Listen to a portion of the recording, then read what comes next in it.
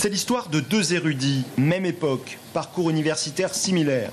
La faculté de Montpellier, 1529 pour Nostradamus, 1530 pour Rabelais. Et pourtant, tout, par la suite, va les opposer. Au centre de leur rivalité, l'astrologie comme art divinatoire.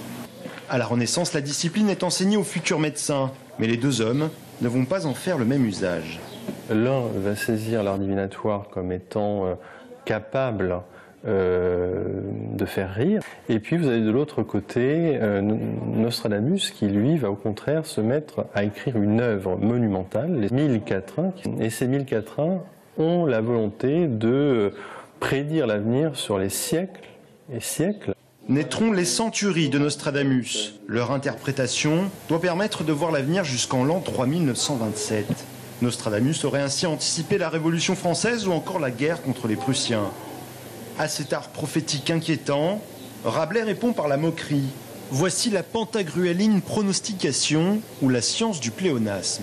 Vieillesse sera incurable cette année à cause des années passées. Les sourds auront mal et les riches seront mieux portants que les pauvres.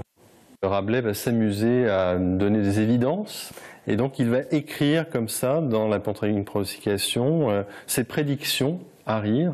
C'est donc cet affrontement, symbole des dissensions d'une époque, que l'exposition Rabelais versus Nostradamus propose de découvrir. Plusieurs dizaines d'objets et d'ouvrages, pour certains originaux, ont été rassemblés dans la première demeure de Rabelais. Et chacun pourra même repartir avec une prédiction.